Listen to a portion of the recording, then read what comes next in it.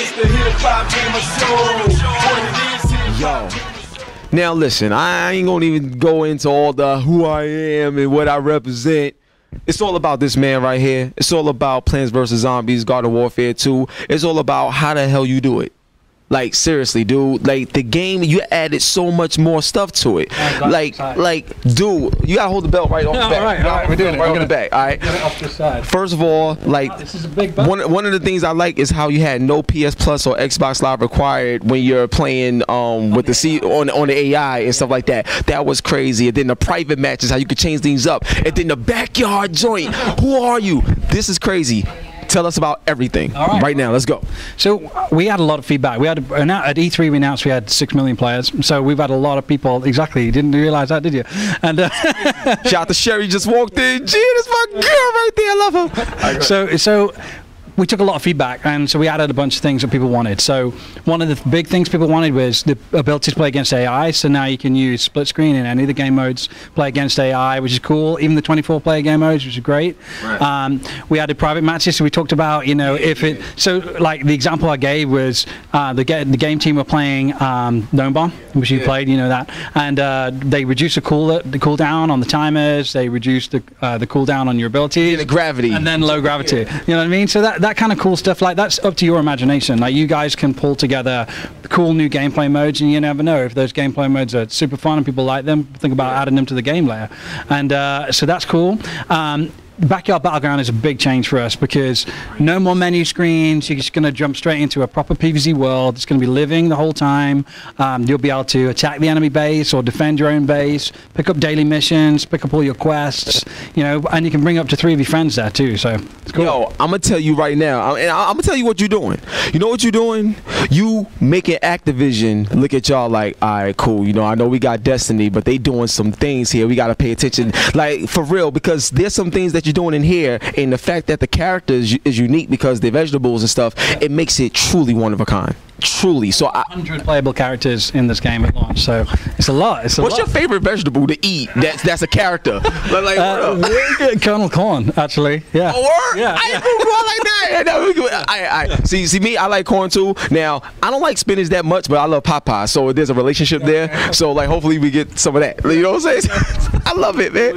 You know what? Are you so stupid? So so now check this out. Now, a major question for you guys. Now, one of the things about Plants vs. Zombies that I was always thinking about was like a full-fledged story mode in a cinematic way as well.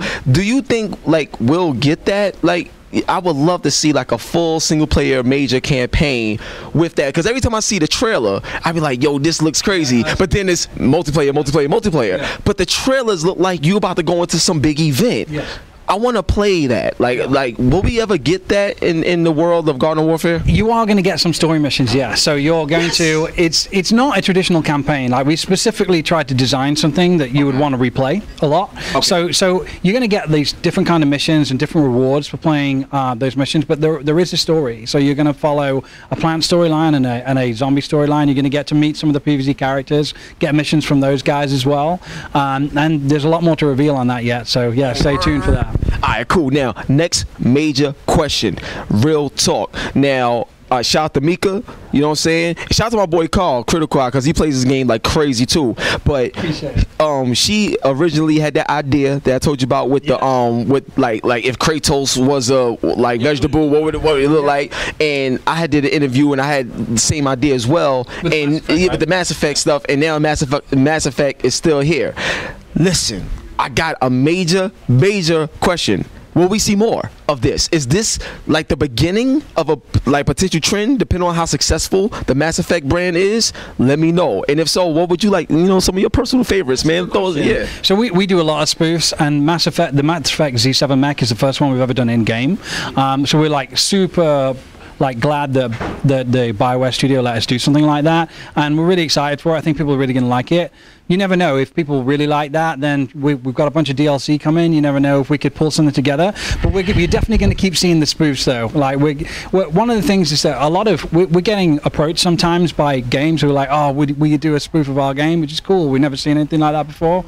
We just did Halo recently, which is really cool, and we worked with those guys on that. So expect to see some more of those. All right, now I'm gonna let my man Carl ask some questions. ratings and stuff like that. So I can tell you right now, what's everybody's critical eye. I'm more of a movie guy too. So I remember an old spoof movie. Okay. Attack of the Killer Tomatoes. Is there a chance you might see a tomato in here? You never know. So we bring in a lot from the universe. Like there's a bunch of things from PvZ2.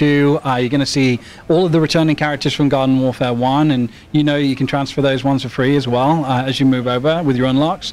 But yeah, we're adding stuff all the time. Like Citron is one of our newest ones.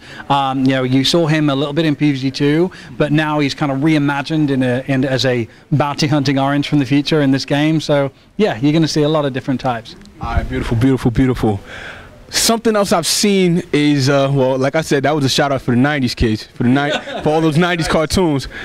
Some of the other things I've noticed, I already noticed the Z7 suit. Also, what was it? I seen one more thing that really got to me. And like I said, I'm a man that platinum the game. Yeah. Sticker book. Oh, that's the one thing I think we brought it up before. Is I definitely am looking forward to seeing maybe a counter on how many I've killed. Yeah. Because for the people who've grinded to platinum this game, and like I said, it's me, Mika. Shout out to Mika because we both stayed up late nights playing this game to grind to that trophy. What are some of the others? Is there a possibility we might see that? This is a great question. So we completely overhauled progression for a start. So it's now an XP system instead of the skip star challenge system. So you can actually prestige each character. So if you really like Toxic P, you could focus on him and prestige him and get new unlocks. But in the Backyard Battleground, you're going to get a new version of Sticker Book where you actually will be able to see your stats for each one of your characters and new things in there. So when we reveal a bit more of Backyard Battleground, you'll see some of that stuff and get to have a look. But yeah, there's going to be more stat tracking there.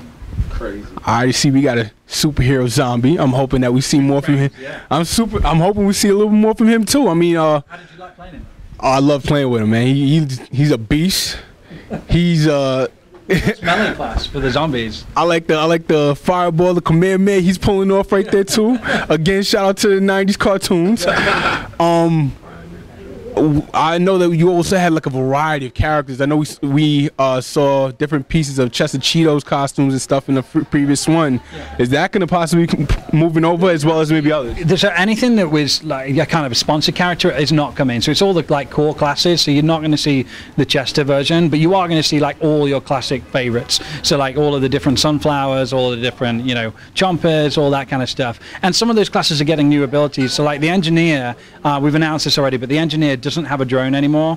He actually has a static turret that he can do a bunch of like different gameplay stuff with that we haven't shown yet. And the reason we did that is because now that the zombies have some territory to defend because they've taken over, Captain Deadbeard, he's the like long-range sniper specialist, and so he needs that drone so that he can stay and defend, but at the same time can go forward and attack. So we just can move a few things around and create a few different things so we can keep the game balanced. Beautiful. We need more engineers in the field, man. We need you guys to push us forward. Yeah. Thank you. I'm about to put on HipHopGamer back on the scene. So last question, and I had to really think about this one because I got to figure out how to approach you with this, right? Okay. What's the first video game you ever played, and did that game help you get to where you're at today in the industry? So probably my favorite question I've ever been asked ever. Just let you know straight off the bat. Yeah, so y'all give me a hug on that, son. That's how you do. That's how you do it, son. Word up. Let's go. Thank you. I appreciate it. The first console kind of computer I ever got was a Commodore 64. All right, I just had to give the camera a look. And I used to get the tapes. My uncle actually owned a video game shop when I was a kid, and so I used to get the blank tapes and go and pirate them all by like tape to tape recording. Yeah, so hopefully I'm not going to get arrested for that.